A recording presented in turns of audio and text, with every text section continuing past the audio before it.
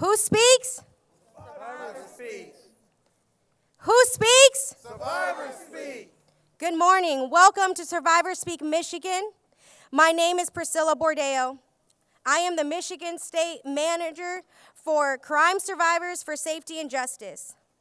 Like all of you, I am here to make sure that our voices are heard in every room and hallway at this Capitol, especially as we recognize National Crime Victims' Rights Week and Sexual Assault Awareness Month.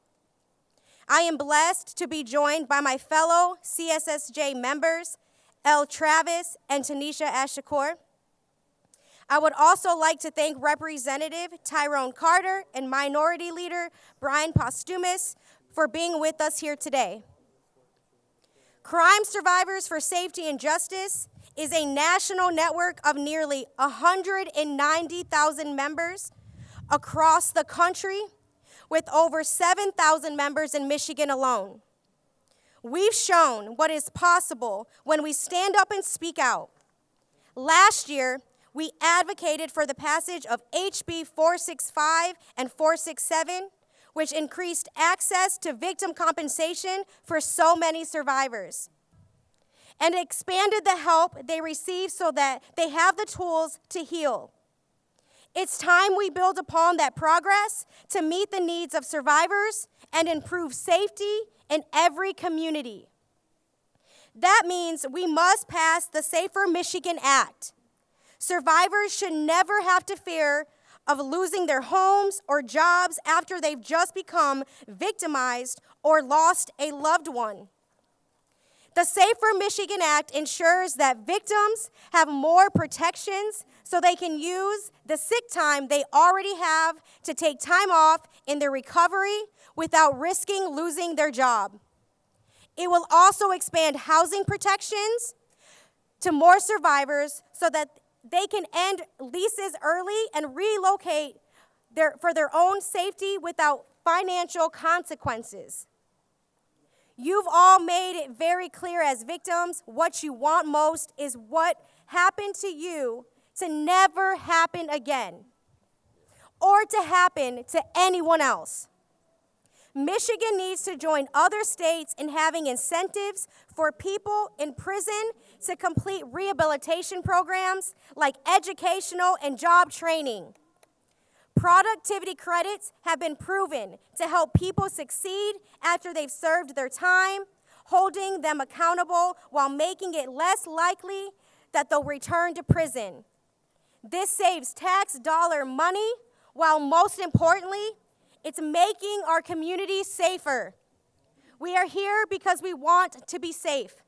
We are here because we want our communities to have access and they need hope.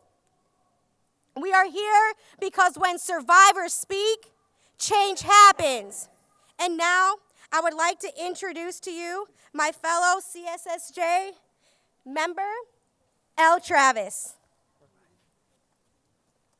Yay! Thank you, Priscilla. Hello, everyone. I am Elle Travis from Detroit. I am a crime survivor, and I've also lost loved ones to violence. I am a proud member of Crime Survivors for Safety and Justice because our voices must be heard, especially during National Crime Victims' Rights Week and Sexual Assault Awareness Month. A lot of people in Michigan and across the country claim to speak for us. They advocate for policies and promote approaches that they say will make us safer. But we've seen that many of these policies just don't work, and we can be doing more to end cycles of crime. It does not make us safer to have people who are leaving prison and unable to give back to our communities. On the contrary, these barriers can lead to people going back into a life of crime and going back behind bars. We can stop this cycle of victimization by providing tools to those who want them and holding them accountable along the way. The Safer Michigan Act's creation of productivity credits is a common sense way to improve safety and grow the workforce. These incentives encourage people to complete job and education training so that they are prepared for life after release. We urge legislation to stand with us and help us to put an end to cycles of crime that we all know too well. And we will make it happen because when survivors speak, change happens. Thank you.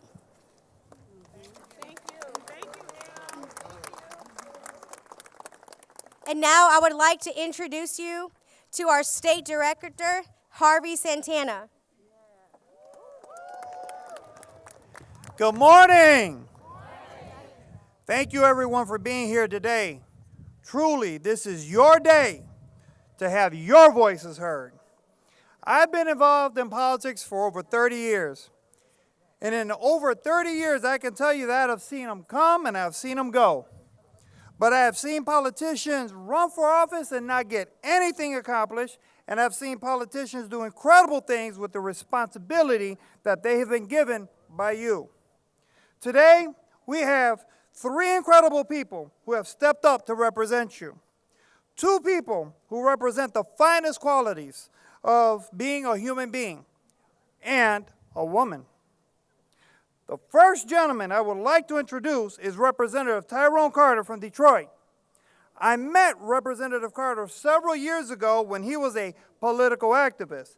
Today, he's an active politician. I knew him to be a community activist. Now, as a state representative, he still remains active in his community. This is a man for who several decades served our community, protected our community as a Wayne County sheriff. He is a father, a husband, a business owner, a statesman, and our champion. Scripture tells us, hold firmly and do not waver for the hope that we profess. I hope you give him a loud welcome. I hope that you thank him for stepping up. I hope that you pray for this man. I hope that you encourage this man as he continues on this journey to make Michigan's communities safer.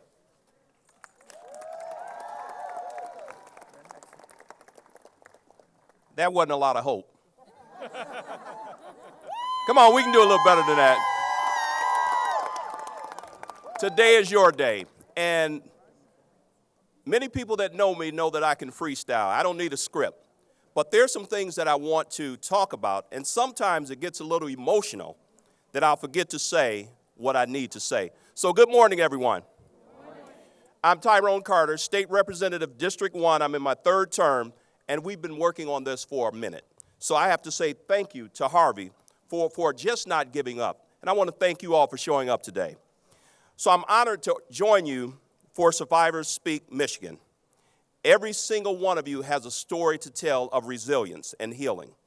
You've made it clear what survivors need to heal and what you can do to prevent what happened to you happening to someone else. That's why I'm standing with you and sponsoring the Safer Michigan Act and fighting every step of the way to make our state safer for all. As survivors, you've called policies and tackled the root cause of crime and aimed to reduce the chances that someone will return to prison after release. That's why we're working to make productivity credits a reality. This common sense approach is about combating safety and ending the cycles of crime we've seen for ourselves. The goal of corrections is to correct, to return someone to the community that is less likely to commit another crime. This approach does just that. It prepares people to come back to their families, make a living, and give back to the communities that they left. There is no one approach to safety. Combating crime also means ending cycles of victimizations for survivors. Across the state and across this nation, you all are part of a movement to spread the word that public safety simply cannot work without including survivors. We have a long road ahead of us, but all of you are making change possible. I'm so grateful to stand with you today and every day.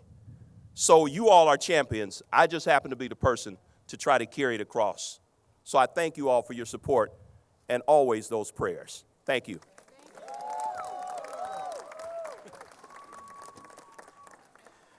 And now, ladies and gentlemen, every now and then you come across a person who requires no marketing budget, requires no viral social media to elevate his presence.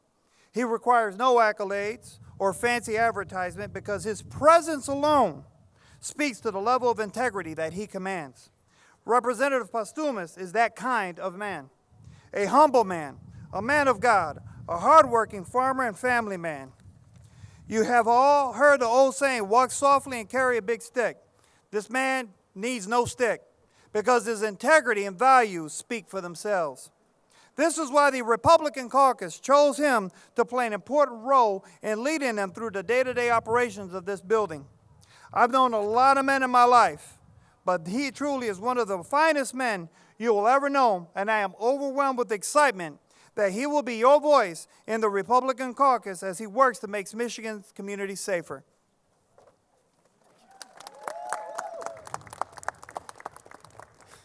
Thank you all for coming. My name is Representative Brian Postumus, and this is an important day. This is an important day for survivors, and I'm joined up here with two Democratic colleagues, and it's interesting because there's a lot of policies that we disagree on. There's a lot of fundamental beliefs that we don't agree on. And in this dynamic, what I like to do is look back at what are the fundamental things that we do agree on. There's always going to be common ground if we look for it. And so if we could find that common ground, then we can find somewhere to work together. And what I can tell you that I know about my colleagues is that they agree with me that victims of crime should be supported, and that victims of crime should not be held back by the victimization. They agree with me that our communities should be safer. That's the common ground that we start from. So where do we go from there? Well, what I know is that the vast majority of those who commit crimes and are incarcerated return back home to their communities. And in that scenario, in order to make our communities safer, we need to help ensure that they return to their communities in a form that is more productive. That's why I've focused on supporting victims of crime and focused on returning people to their communities as better, productive members of society. And as you all know, legislators listen when you speak up. It may take a lot longer than you want it to, and typically that's the case. It takes longer than you want it to, and that's why I love all of you here, because you're persistent. This isn't the first time I've been at this podium talking on this issue. And as Tyrone said, he's been working on this issue for a long time, and I've been there with him. Now, I just want to say, keep speaking up. Keep speaking up. Support the legislators that are supporting you in this effort, and understand that you have a voice in Lansing, you have a voice in this building, and when survivors speak, change happens. Thank you, thank you. Now, as in football, I had to call an audible because when the Spirit speaks to you, you got to move, right? We are joined by a representative here named Emily Divendorf, who represents right here the city of Lansing. Now, I'm a man that was raised by women. Got a grandmother, mother, aunts, sisters, neighbors. I know a strong woman when I see one. I know a strong leader when I see one. I know a woman with vision when I see one. I know a woman who has experience when I see one. I know a woman who has a strong presence in a room when important decisions get made. Now, I know one thing. We got women in this house, but this is the strongest woman in this house. Please join me in welcoming Emily Divendorf.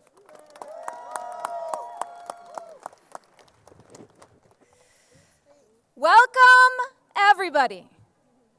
My name is Emily Divendorf, and I'm the state representative for right here in Lansing, Michigan. And it is no surprise to me that as I look around, I see these advocates for our survivors and for justice here around me and down in the audience doing the good work to lobby for safety and for justice. Michigan is ready for us to be safe and for this state to be just. And these two things can always exist in the very same space.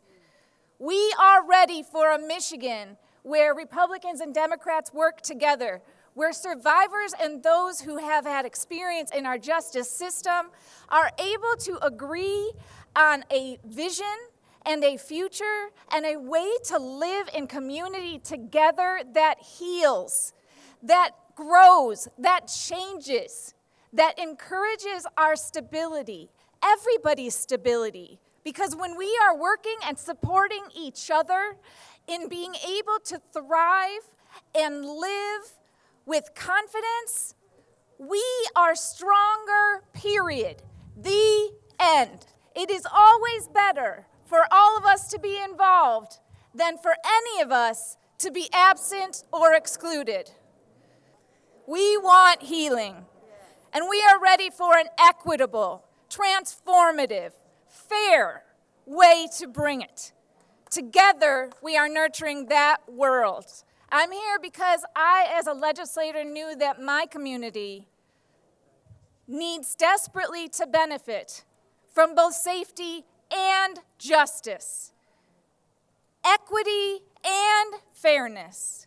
We will do this together so that we can all be growing the space where we know we can be the family and community that we are capable of being. Whether that is ensuring that we close any existing loopholes on expungement, we bring in good time finally after all of these years, and we ensure that there can't be discrimination in access to basic needs for our survivors or any of our folks who have experienced our justice system. We all have the right to live and to contribute and to care for each other. And we will be doing everything in our power as legislators to remove those obstacles, not just for one of us, but for all of us. Thank you for committing with us together and motivating us in the legislature to build a safe and a just Michigan. Thank you, Representative Emily Divendorf. And now I would like to introduce you to Tanisha Ashakor, who is a member and a survivor herself.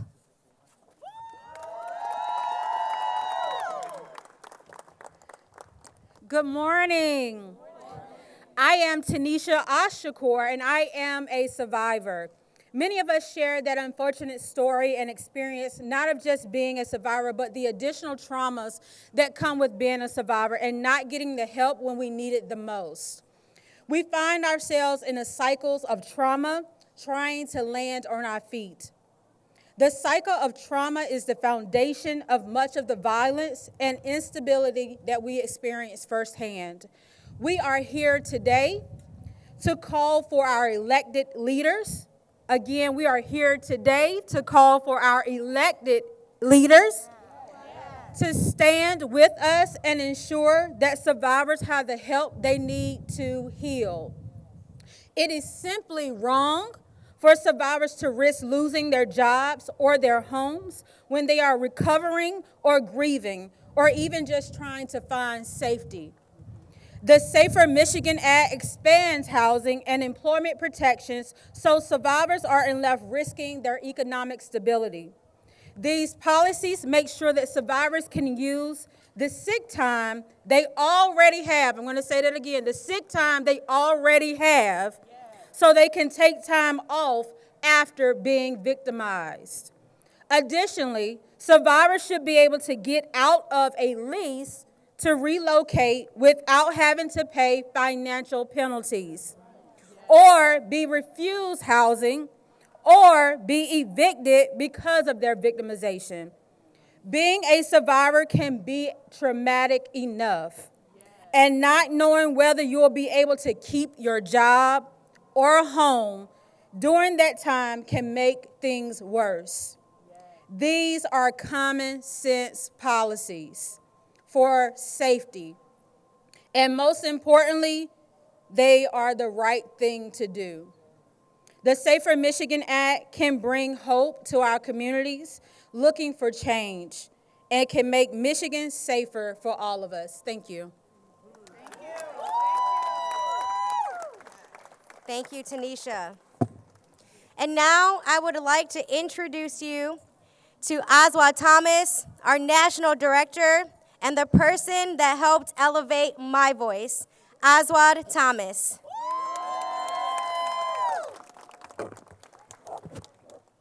Thank you, Priscilla. And I know that for many of us traveling from across the state, these past few years, these past few months, these past few weeks, past few days haven't been easy for all of us. So now as a tradition at Survivors Speak, I want us to honor ourselves and honor our loved ones that are no longer here today. So if you have a candle, please take out a candle. I want to bring up a few of our survivor leaders to light a candle for all survivors. So please welcome Dr. Combs, Tashmika, Alex, Sherry, and Bernice to light a candle for survivors. My name is Aswad Thomas. I light this candle for all survivors of gun violence. My name is Dr. LaDonna Combs, and I'm lighting a candle for victims and survivors of domestic violence.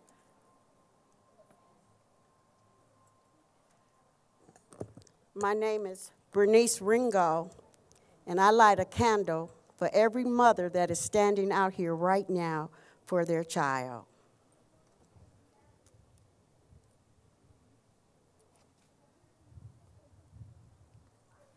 My name is Tajmika Torak from the Firecracker Foundation, and I light this candle on behalf of all survivors of sexual violence.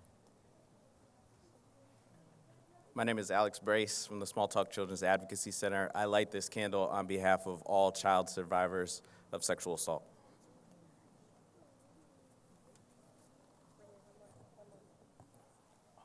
I'm Sherry Montgomery, and I light this candle on behalf of all the sex trafficked survivors out here.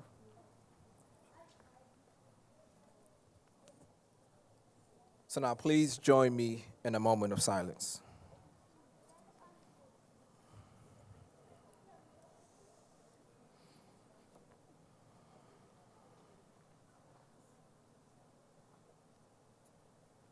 And as we stand here in silence, please feel free to call out the names of your loved ones who are no longer here that you want to bring into this space. Italian Gringo. Andre Bridges. Italian Gringo.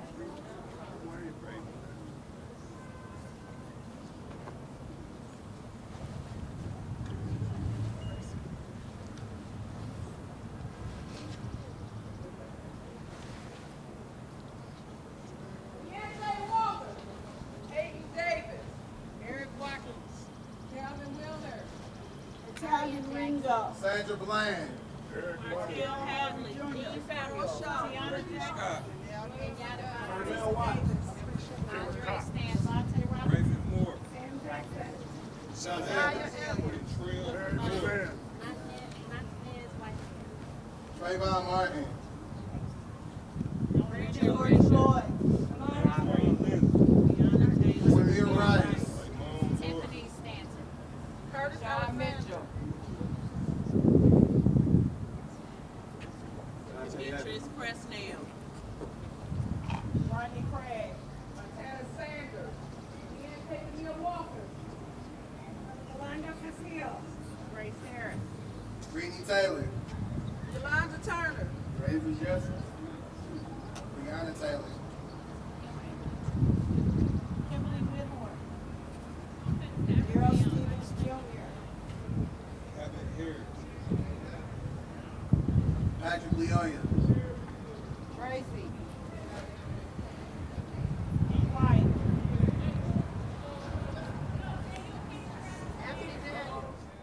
Thank you. I want to take a moment to reflect on the importance of bringing together crime survivors, advocates, organizations, legislators, and government leaders.